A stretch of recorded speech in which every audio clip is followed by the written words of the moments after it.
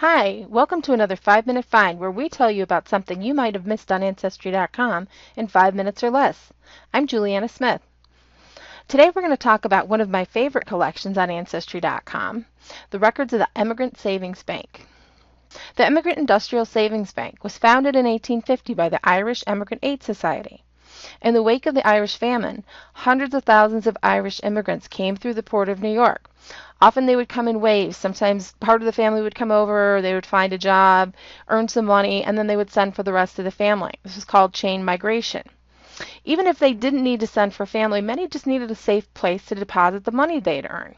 So the Emigrant Savings Bank helped in both of those ways. The great thing about these records is back then they didn't just walk into the bank and hand them their driver's license. They used personal details about their lives to serve as identification. It was kind of the predecessor of asking for your mother's maiden name, but a lot more detail was included. Those identification details can be found in some of these records. So let's take a look at some. This is an index record. This first record doesn't really give you a lot, but it does have the account number. That can be really helpful in cases where some of the records are indexed under different spellings. When you go to find an ancestor, before you get to an image, you're going to see a page like this. You want to click on the link that says View Other Records Associated with this account number. When you do that, you're going to get a list of all the records associated with that account. In this case, you can see that this account has two people referenced, Michael and Margaret. And there are actually three different records that it references. In this case, note that there actually wasn't, the husband's name wasn't even listed here in the field where it was supposed to be. So that's why this listing here doesn't have a name in it. Margaret is listed only as the wife, so her first name is only given. In these records, these are the transfer signature and test books.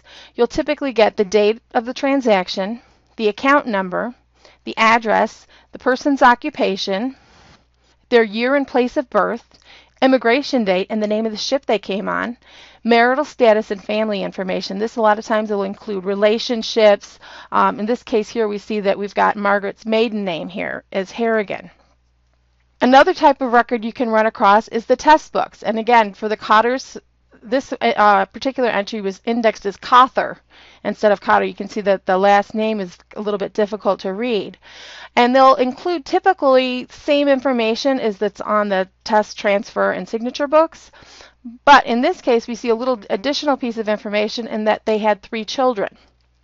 A lot of times the family structure that's listed in these records can be used to identify your ancestors. This is actually my 4th great-grandfather, and this record sparked a little bit of a happy dance for me.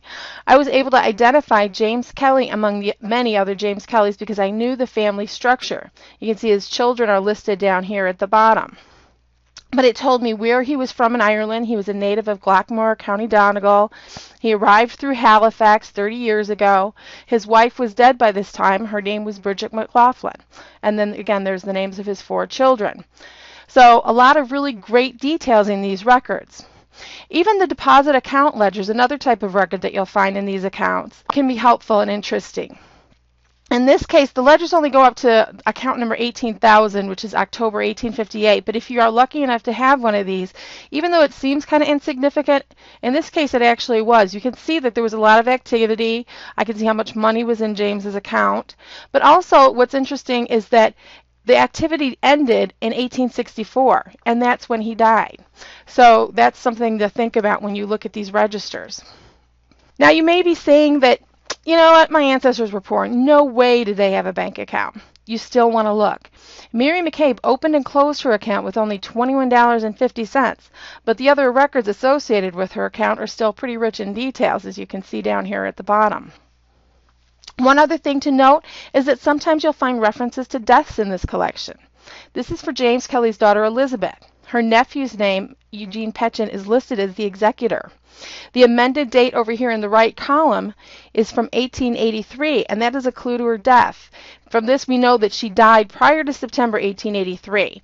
One thing you want to keep in mind, though, it may have taken time for the probate to go through and for all the paperwork, so that date is actually later. She actually died in April, and that references September. But at least it puts you in the ballpark. One last clue on this record here is it references another account number, same as 11439. So I'm going to want to go look for that account number and make sure that there's no additional details to be found in these records. Because because these records list the names in different ways, and as we saw, sometimes don't even list the name at all, you want to go in and search this collection directly and do the things that I showed you, looking for the account number. So I hope you have a good time with this collection, and I wish you many happy dances with it as well.